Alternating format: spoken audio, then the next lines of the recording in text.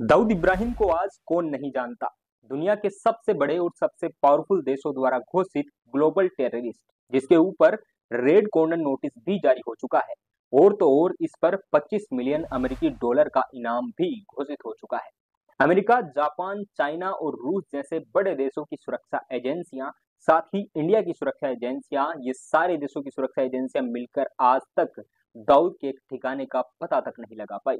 आखिर दाऊद को पकड़ने की जहां तक बात आती है, वहां तक अमेरिका की बड़ी से बड़ी सुरक्षा एजेंसियां भी अपने हाथ पीछे कर चुकी हैं।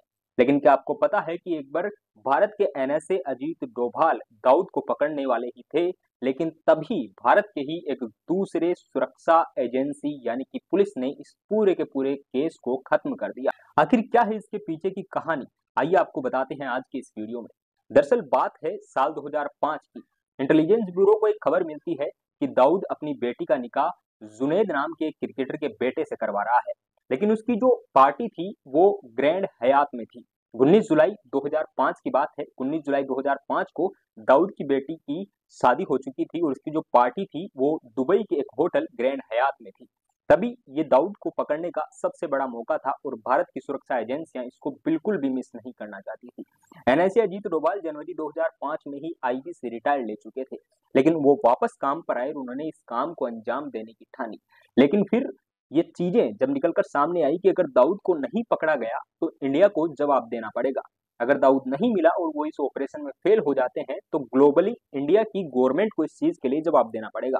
और इसी का तोड़ निकाला हमारे एनएसए अजीत डोभाल ने। एनएसए अजीत डोभाल ने इस पूरे काम को राजन गैंग की तरफ से करवाना समझा, क्योंकि आपको बता दें कि साल 2000 में ही छोटा राजन पर एक मुंबई के एक होटल में दाऊद इब्राहिम ने हमला करवाया था, जिसमें छोटा राजन बच गया था।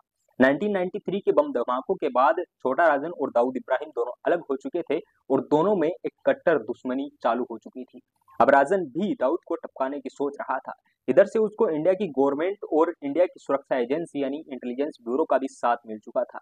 अजीत डोभाल और राजन गैंग के बीच जब गठजोड़ हुआ तो राजन गैंग की तरफ से दो सबसे ज्यादा शार्प शूटर इस चीज के लिए तैनात कर दिए गए। छोटा राजन गैंग के दो सबसे बड़े शार्प शूटर इस काम में लगाए गए, लेकिन वो दाऊद इब्राहिम के लिए मुंबई के एक होटल में बैठकर मॉनिटरिंग कर रहे थे, दाऊद के गुर्गों के ऊपर नजर रख रहे थे। लेकिन तभी एक आईपीएस और उसकी टीम ने उन दोनों को दबोच लिया।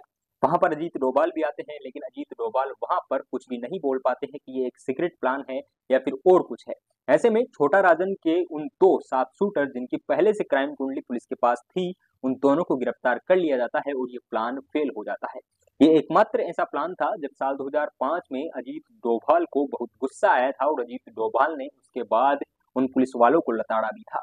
ये चीजें जब बाद में निकलकर सामने आई, जिस आईपीएस उस टीम को लीड कर रही थी, उसी आईपीएस की बाद में एक इंटरव्यू में सामना हुआ और उन्होंने कहा कि ये जो दो सुरक्षा एजेंसियां हैं उसके बीच आपसी तालमेल की कमी के कारण हुआ है।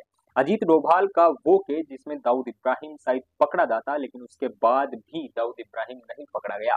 दुबई के उस ग्रैंड हयात में दाऊद इब्राहिम उसी तरह से पार्टी करता है और उसके बाद वापस से पाकिस्तान के कराची में चला जाता है। इंडिया की सुरक्षा एजेंसियों के हाथ एक बार फिर से खाली थे।